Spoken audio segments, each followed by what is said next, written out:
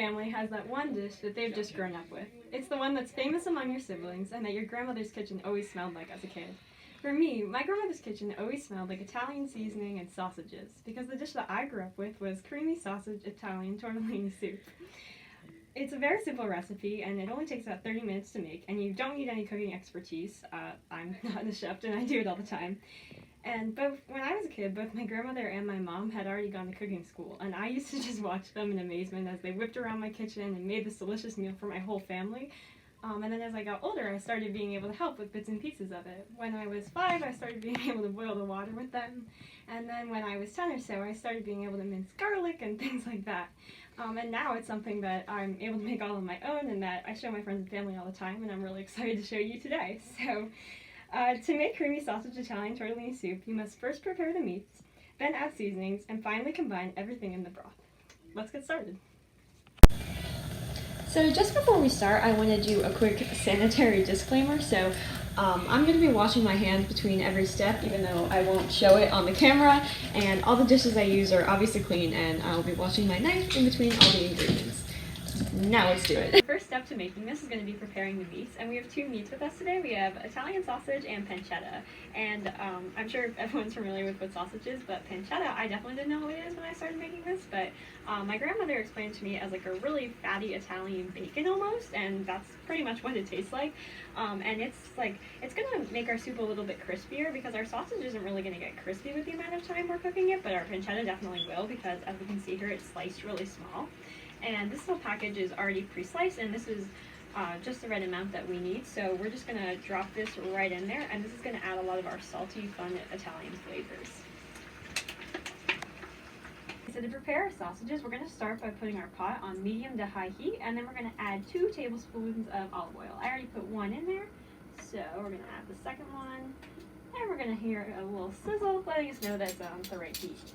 Now, for the sausages. All sausages come in this little casing, and I know it's probably kind of hard to see here, but it's animal intestine, and it's very slimy, and it's not going to be a good texture for a soup. So pretty much with any recipe, what you're going to want to do is take it off.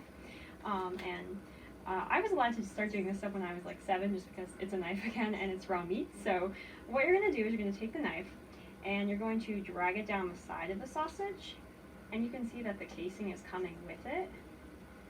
There we go. And then what we're going to do is we're just going to peel that little sucker right off. And this is going to be, I'm making 2 batches for this tonight, so there's going to be a full 2 pounds of these, but after the casing is off, we're just going to plop it right in the pot, and we're going to let it sit like that until brown, which is usually around 3 to 5 minutes. So now that we've added both the pancetta and the sausage to the pan with the olive oil, we are going to make sure we move it around a lot while it's browning, because if not, it's going to cook unevenly, and of course the center bun is going to burn, and then the top is going to be raw. So now that we've prepared our meats, we're ready to move on to the next step, which is our seasonings. The first flavor that we're going to be adding is an onion, and the recipe calls for 2 medium sweet diced onions, and I already diced up the first one here, and as you can see, they're really small. The onion is just a flavor element, it's not supposed to be texture. It would be weird if we had big slices of onion in there with our sausage and pancetta. So what we're going to do, and I already sliced this one up a little bit, but I wanted to show you guys the technique my grandmother used for dicing onions, so it wouldn't hurt my fingers when I was little. But so first we're going to start horizontally, and we're just going to kind of rock the knife back and forth among the onions like a little boat, like that, all the way through horizontally. And then the same thing vertically.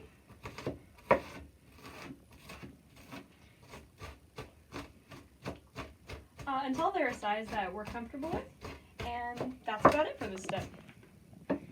So now that we've diced up our onion all nice, we are also going to add our second flavor, which is garlic. And garlic is absolutely quintessential to any Italian dish, and it was always my favorite when I was a kid. So we are going to need 3 cloves of garlic for this recipe, and so first we're going to peel our little garlic guy here.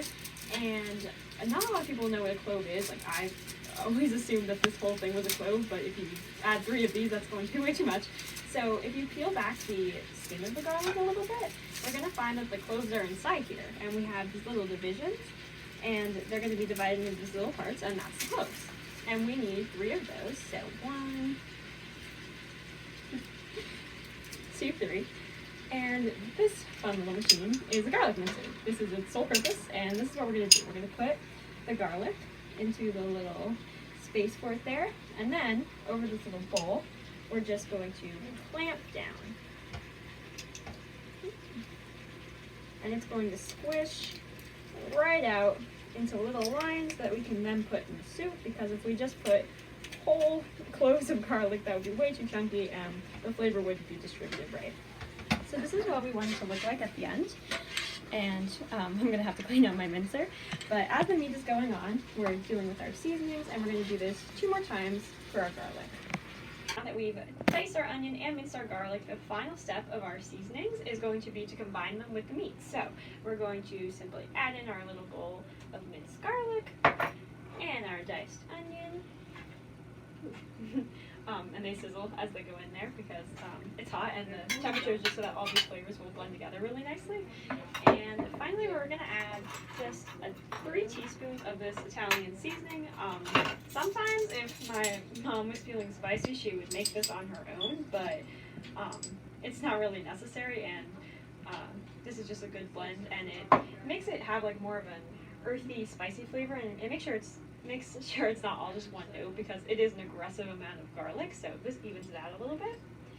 And now that we're done all of our seasonings, the final step is the broth.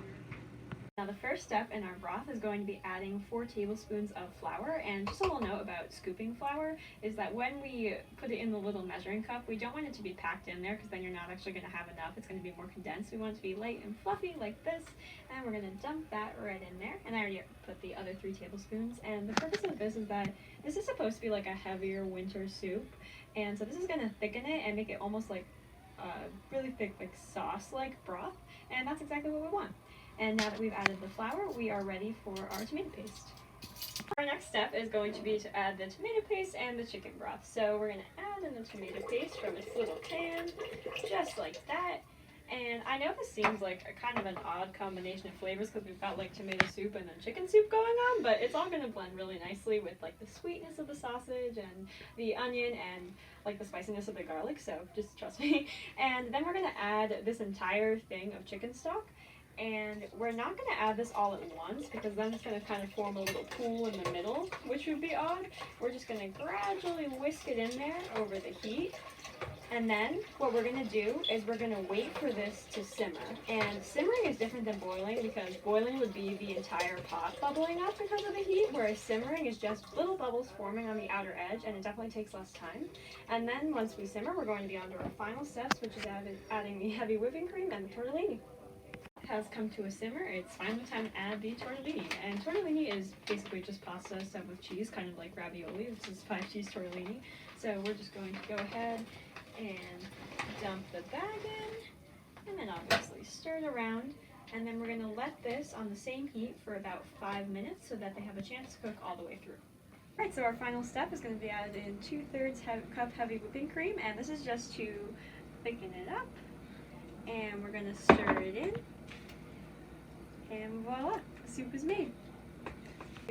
So in conclusion, we've learned today how to make a dish that has been a staple in my family for generations. And to make creamy sausage Italian tortellini soup, all we have to do is first prepare the meats, then add seasonings, and finally combine the ingredients in the broth. And this is really great because, as you saw, I only had 1 pot on the stovetop that entire time, so you're not going to make a ton of dishes.